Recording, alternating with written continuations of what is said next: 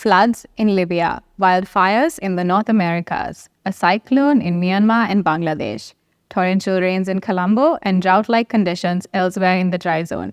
These are just some of the events that have happened over the past couple of months. Why are there so many disasters? What does this mean for Sri Lanka? And how do we break this cycle? If you're curious about this topic, then this conversation is for you. I'm Anuradha Withanachchi, Program Coordination Associate for Climate and Environment, and I welcome you to UNDP Sri Lanka's podcast series episode on Disaster Risk Reduction, Break the Cycle.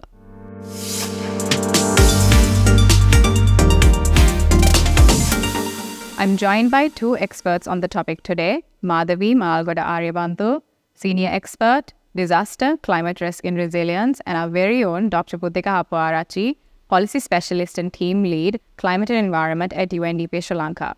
Buddhika and Madhavi, thank you so much for being here today. The purpose of today's episode is to really unpack the subject of disaster risk and disaster resilience in Sri Lanka.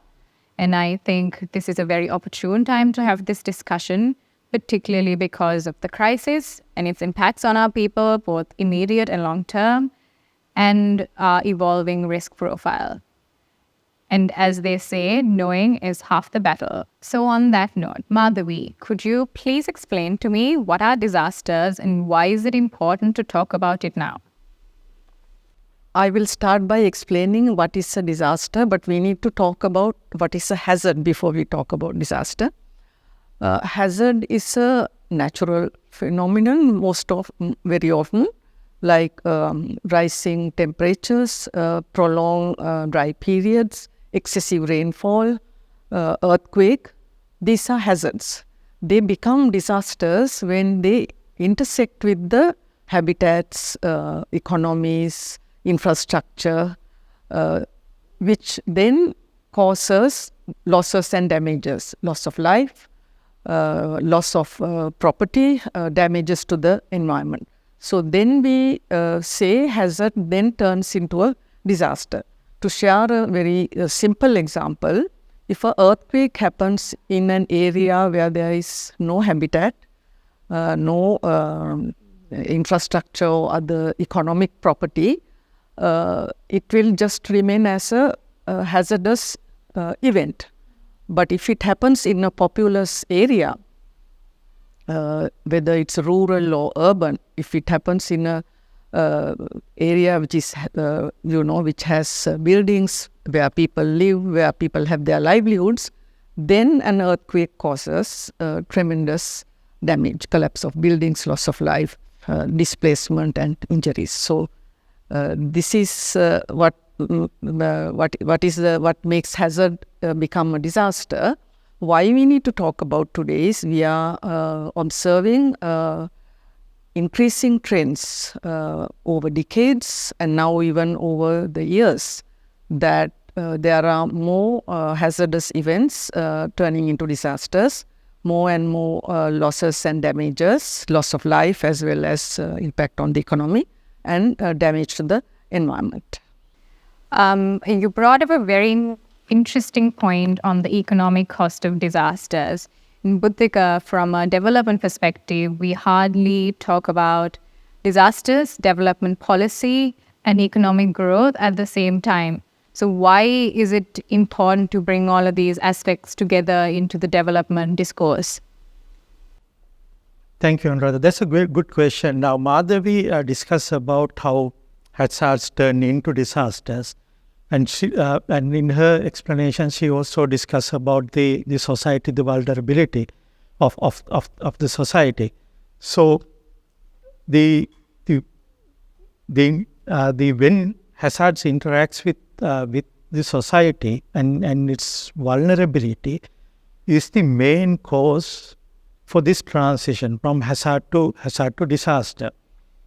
Why it is important from development discussion, the discourse is that what is this vulnerability that causes hazards turning into disasters? So the vulnerability, when we look at the vulnerability, it's about the people's ability to access economic resources, their education level, their the ability to control their own environment, their social marginalizations and the social interactions, the level of information they are getting about disasters and especially the early warning. So when we look at these aspects of vulnerability, those are related to development and governance issues. So that's why we have to discuss about the development and governance issues when we are discussing about disasters. Okay. So essentially, hazards don't discriminate, but disasters do. And you talked about the vulnerability and exposure aspect. Madhavi, could you explain to me, in Sri Lanka, who is more vulnerable and who is more exposed? Yeah, I think what Buddhika just shared, I can extend it a little bit further. Now, in every society, there are people of different groups, different economic and social status. I think it's also important to understand in this discussion that vulnerability means lack of capacity. So, some groups in our society have more capacity, more resources, access to economic resources, access to information, living in less hazard-prone areas, well-structured buildings. So those elements contribute to your capacity. Those who are vulnerable, their livelihoods are more temporary. They are living either in floodplains or in landslide-prone areas, in not very well-structured houses, which may not have looked at the building codes relevant for a particular hazardous event of a particular area.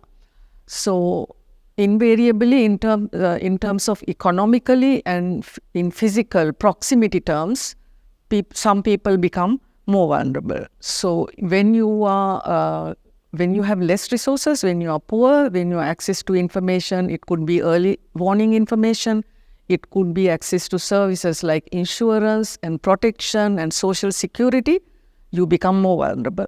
So when we look at our society in Sri Lanka, we have increasing numbers of people falling under the poverty line. I think the recent economic situation has brought about 20% more people below the poverty line. And within the groups of poor people, there are men, women, elderly, children, and disabled people. So all those groups have their own set of vulnerabilities, which could be very specific. If we take women, for example, women are less empowered in our society across the border or throughout the population. So when you are less empowered, your access, your economic status, all that is several levels below the standard or the below in comparison to the other community groups, right? So therefore, because of those inherent differences in the status, social status, economic status, political status, institutional accessibility, women are invariably more vulnerable. So in a disaster situation, when the law and order breaks down to some extent and the family and community safety networks break down, women find that they are more susceptible and more vulnerable in disaster situation. To give you a piece of statistics, from our population, 51% of the population are female, and in 2019 assessment, we found that 25.4% families in our country are female-headed, which means quarter of our households are female-headed. Now, in addition, females also face the issues of security and safety, violence, sexual violence, gender-based violence, and we also find in a disaster situation where things are out of the order that such incidents increase, and so therefore women become even more vulnerable in a crisis situation, and this includes children, girls and boys, as well as people with disabilities. Of course, they have additional sets of challenges. Thank you, Madhavi. These points on vulnerability and exposure are all sort of elements of the cycle of disasters. So the cycle of disasters is disaster, growing inequality, and then a repetition. So Buddhika, could you explain to me how do we break out of this cycle? I think this is, it's very important that we are having this discussion. Now, as Madhavi explained, the hazards, those are mostly natural phenomena. And the science is not developed to control hazards. Now, for instance, the occurrence of an earthquake, tsunami, cyclone, the science is not there to control these events. But we have to, and we can actually control and address the condition of vulnerability. People's ability to absorb, resist, accommodate, and bounce back from these disaster situations. So in order to address and break this cycle, in that case, we have to address the vulnerabilities of the community. In order to do that, we have to first understand why people get into this vulnerability. So the social inequality, the social human vulnerability, that should be understood in order to address this issue. So to do that, the one thing we need is better information, better data about the communities we are targeting in our development programs and policies. Now, for instance, one of the examples or the recent publications coming from UNDP, which was done together with the Oxford Poverty and Human Development Institute, is to understand the multidimensional vulnerability of our communities. So the findings of similar studies is really important to understand people's vulnerability and address those things. One of the simple, the practical approaches we can take once the people's vulnerability is understood, something like, for example, something like sustainable livelihoods, introducing and promoting sustainable livelihoods for the communities who are, suffering from disasters. Think about drought-prone areas. Think about people living in drought-prone areas. And if we can provide them and promote sustainable livelihoods that can withstand even a drought condition. So that means they can continue their livelihood. They will have a secured income even during the drought period. That will bring them out of the vulnerable status, and we can build their resilience. So that is the only way to break this cycle and bring people out of this situation. Segueing a little into a different area, Madhavi, could you just explain to me what is the disaster outlook for Sri Lanka? What can we expect in the coming years? Okay, so disaster outlook unfortunately doesn't look very good for us. We are rated as one of the top 10 climate affected countries now consecutively for 4 years. So that means that's a clear trend. Plus another assessment done by number of international agencies has assessed that over 50% of our population live in climate hotspots. Yeah, so even if we take only these two pieces of information, it's clear that we can expect more numbers of hazards with greater intensity. So that means that plus we are just learning that multidimensional vulnerability report that the UNDP produced, as well as the economic prognosis, economic development, poverty-related indicators, which point out to greater vulnerabilities, rising vulnerabilities. So in combination of rising vulnerabilities and rising trends of these hazards and disaster events, that means we really have a tremendous challenge to face. Okay, so then what does then disaster resilience mean for Sri Lanka and its people? And also, what can we as everyday people do to be better prepared to face these disasters?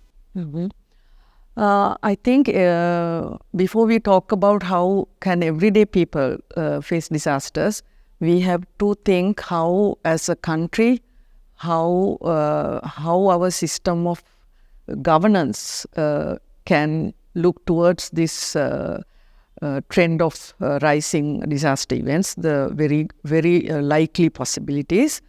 What are the measures that we need to take as a country? So I think that boils down to two words. One is more equitable governance. Secondly, economic development. So by equitable governance, what I mean is even it is more dissected to risk governance because of the globally the issues of climate risk, disaster risk and vulnerabilities are on the rise.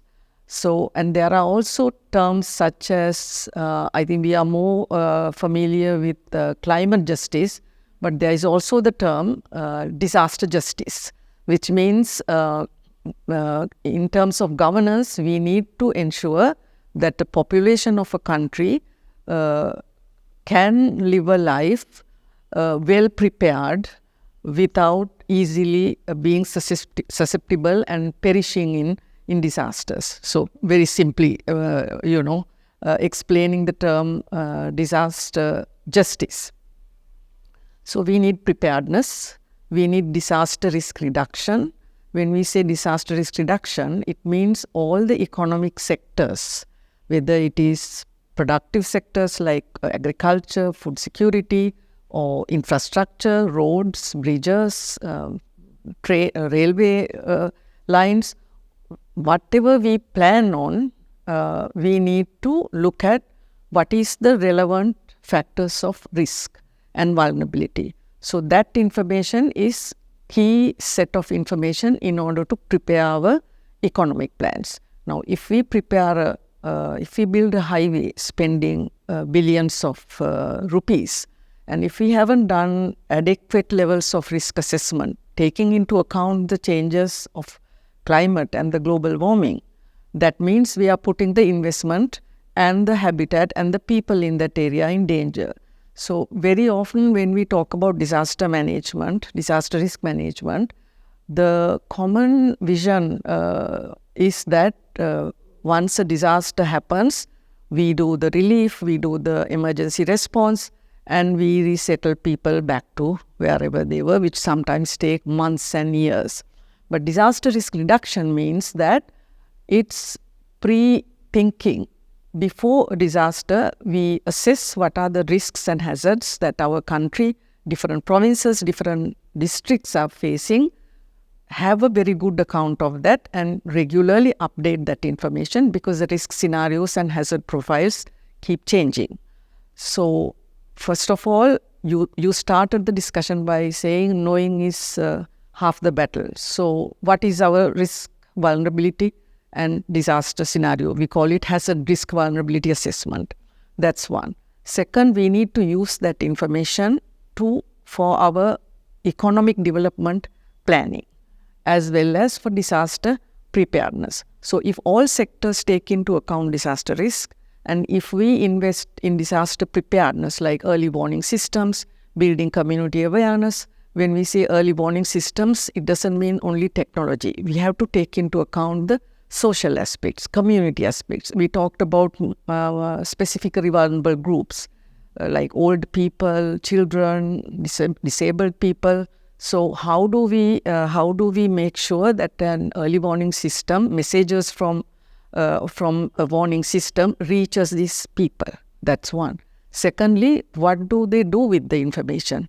If they come to know there is going to be a cyclone in 3 hours' time, there has to be a plan for their evacuation. There has to be plan for evacuating elderly people, disabled people. So you need to go into the last mile, as we say, in terms of preparedness.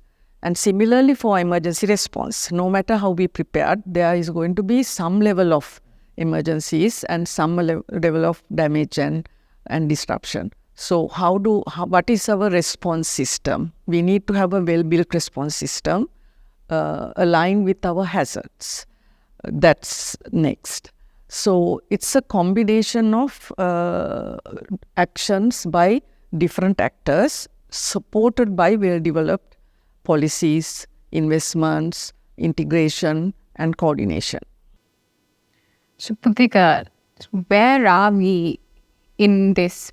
Madhavi outlined a very cohesive strategy that's desperately needed for Sri Lanka. Where are we in this? When we look at the Sri Lankan situation, there are some impressive programs and actions done already. But the most important thing, Madhavi has also highlighted that there are, there's a room for further improvements. Why it is important to revisit all our policies and programs is because of the current context we are going through. Now, we know from one side, Madhavi very, elaborated this equation, hazard, vulnerability and disaster. These are the, important elements in this combination. So we know that from one side, hazard risk is increasing. There's climate change is happening. We can't deny it any longer.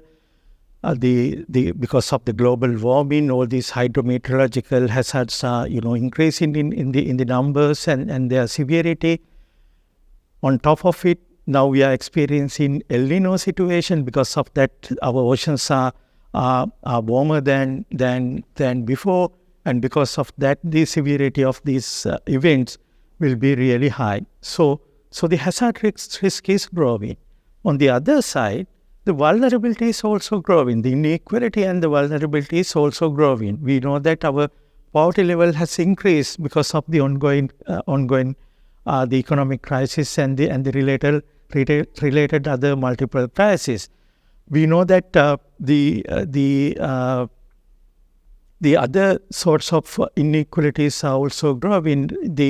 The unemployment is growing, right? So there are lots of things happening at the moment which are reshaping people's vulnerability. We are talking about 1.6 million people of the populations are people with disabilities. We are talking about the high number of women-headed families. We are talking about growing number of senior citizens, the elderly population. So we know that our context is changing and the vulnerabilities are reshaping. So what is important in this situation? From one side, the hazard level is increasing. On the other side, the vulnerability is increasing. In disaster risk reduction terminology, we are calling this disaster risk incubation. Risk being incubated in our society, knowingly or unknowingly, and we have to respond to this one, right? So we have to revisit and review our existing policies related to social protection, related to economic development, and see whether we are addressing these reshaped vulnerabilities. So in terms of coming back to your question, we have done some impressive work when it comes to our irrigation work, the water supply for the communities, our education related work. We have incorporated disaster risk reduction into our curriculum. Climate related information and the understanding is growing. The weather advisories and climate advisories, these areas currently being developed. So we have done lots of areas, but the question is whether that is sufficient. So that is what we have to ask, considering the current situation where the hazard risk is growing as well as our vulnerabilities are reshaping. Okay, so from a broader perspective, the question of is this enough remains. So at least partly to address this, is there anything that we can do as like everyday people? Number one, I think if I start, Madhavi, I think number one is we have to get familiarized, get to know about these things. It's a shared responsibility. It's not just the government's responsibility, the state's responsibility to act on disaster risk. It's everyone's business. So that should be understood by all of us, right? If you are a private business, the business continuity, even during a disaster time, is something that we have to now consider, considering this change situation. So from one thing, get to know about the change in situation, and be and to internalize this information into our day-to-day activities. When we are planning our agronomic practices, our agricultural activities, how we going to use, right, this information into our planning. So starting from the policy down to the practice, day-to-day activities, we have to, from one side, use this data and information available for us into our day-to-day activities. That is something that everyone should gear to do that. Yeah, you also asked the question, what can ordinary people, like ordinary citizens, can do? I think there's a lot they can do, but that again depends on how we engage them. For instance, we need to involve people, particularly if we know what are the hazards, if we know what are the areas and community groups who are exposed to hazards, we need to involve them in disaster preparedness activities, in response management activities.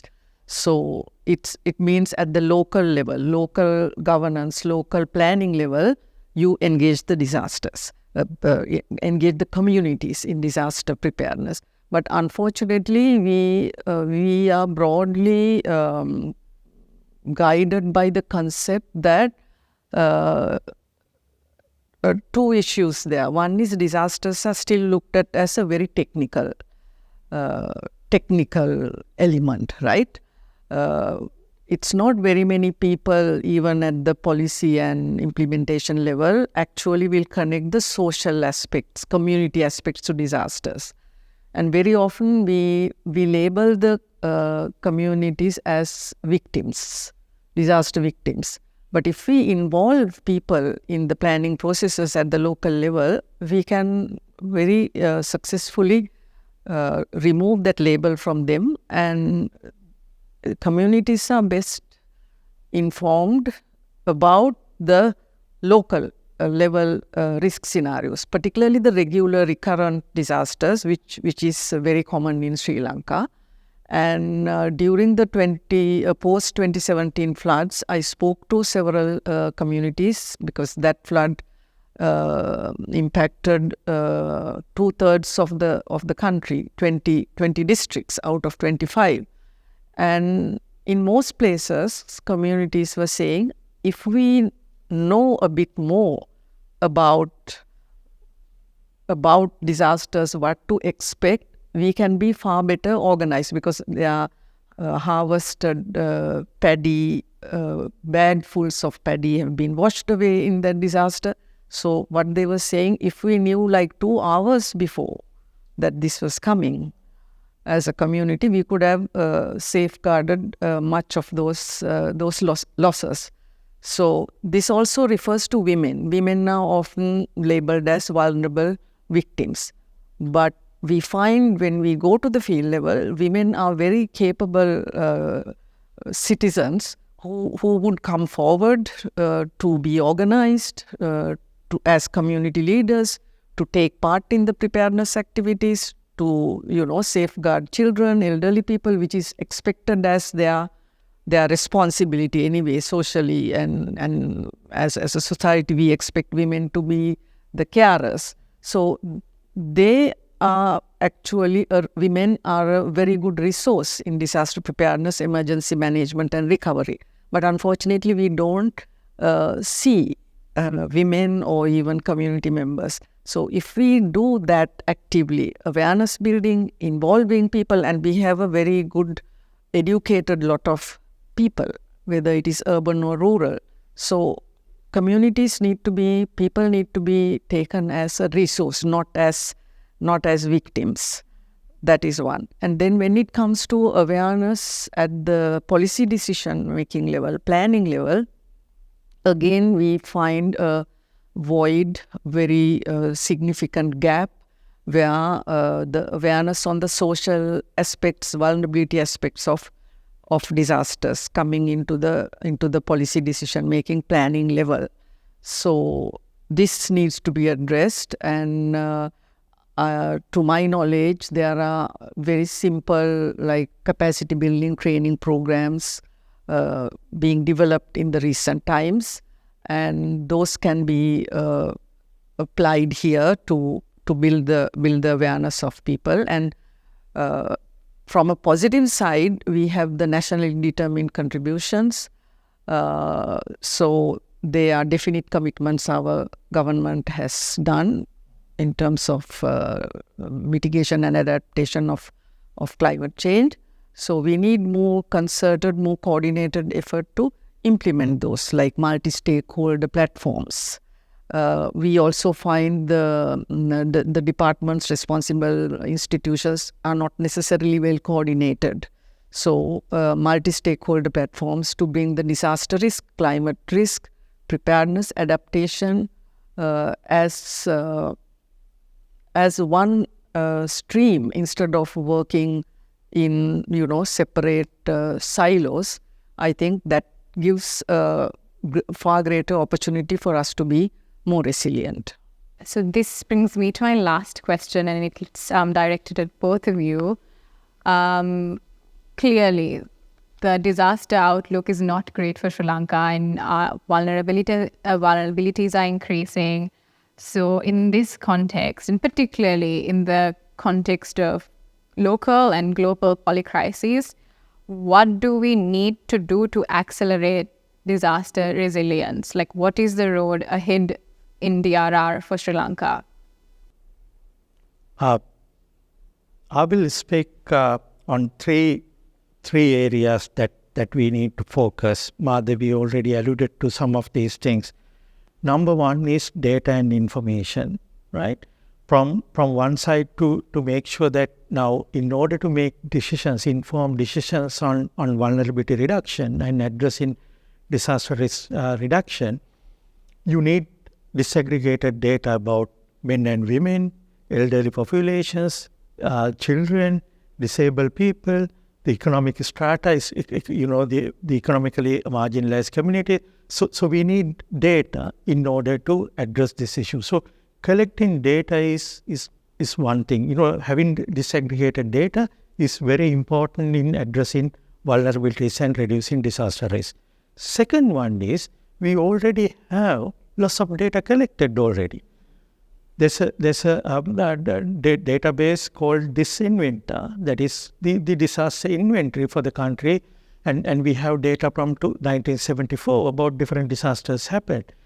And using this data in our policy making, in our plan preparation, and even in our activities on the ground. So it's really important from one side collecting disaggregated data, on the second side using available data for our plan preparation and policy making. Second area is, as based on this discussion, it's very clear that we are discussing about a very complex situation, right? The vulnerabilities, multidimensional vulnerability, different hazards with different severities and the frequencies. So it's a complex situation. And when we look at our response on the ground, there are a number of different agencies who are involved in disaster risk reduction. It's not just the Ministry of Disaster Management and the Disaster Management Center. The people who are working on the irrigation sector, the water supply, education, health, there are a number of agencies and institutions working in this area, and also the development partners like us. So to address complex issues, you need very coordinated approaches, right? So the second area is the coordination among these different parties, right? And the third area is, as Madhavi also mentioned, mainstreaming disaster risk reduction, vulnerability reduction, disaster risk reduction into development planning process. Because with the current economic situation, we will not have dedicated resources to address specific areas of disaster risk reduction, right? But we will continue to invest on economic development, on infrastructure development, on education, on health, and so many other areas. when we are investing in these areas, if we can make sure that the disaster risk reduction is part and parcel of that investment, then we are automatically addressing the disaster risk reduction as well, and the vulnerability reduction as well. That's where we have to think about our social protection policies and approaches, the agriculture policies and interventions, health, education, and all these economic and social sectors to make sure that the disaster risk reduction is integrated. Okay, Buddhika gave a very detailed response to this question. Let me add a few more points. I see it like for us to become a resilient Sri Lanka, first of all, we have to apply what we already have, which is very often not very well done. For instance, we have the National Physical Plan, which has mapped the hazard zones, applicability of what are the recommended uses of land, and then we have building codes for landslide prone areas, for flood prone areas, for cyclone prone areas. So, but the question is to what extent we apply those building codes in actual construction. So, if we are not serious about taking that technical information into account in our infrastructure development, I think that's a big mistake that we do. Now, in terms of policies and plans, we also have a gap which needs to be filled. For instance, disaster management policy dated 2012, I think, is in a revision process for several years. So is the disaster management plan, which I understand is ready to be launched. So those documents, updated policy decision guidance documents are of critically important. So we need to actually update those, use the existing guidelines and technical recommendations, update the policy and planning guidance, because policy and planning guidance also, since the hazard situation, disasters are evolving, they need revision from time to time. And then we have the commitments we made to the global community in terms of nationally determined contributions, in terms of sustainable development goals, Sendai framework for disaster reduction. So how, as a country that we, as part of a global community, what kind of thinking and planning and decision making we have to respect and keep to our commitments. So that's another point. And finally, I think if we when we talk about resilience, it's not just surviving. Resilience mean you should have the communities should have the capacity, not just communities, the economy, country as a whole should have the capacity to withstand the shocks, to address those shocks, bounce back, and thrive. So I would define resilience like that, not just saving your life and property. So that means, as Buddhika also very clearly said, we need a coordinated and integrated approach. So when we talk about disasters, we need to think about national planning, economic development. That's primary. But I think as of now, we are still thinking about response and emergency management. So we need a shift in our thinking as well as in action. So those are primary criteria for building a resilient Sri Lanka when it comes to disaster and climate risks. So it's preparedness, adaptation, mitigation, everything together. So this brings us to the end of this episode. A very big thank you to Dr. Buddhika and Madhavi for taking the time to be here today. It has been a very enlightening conversation. Stay tuned for episode 2. Thank you.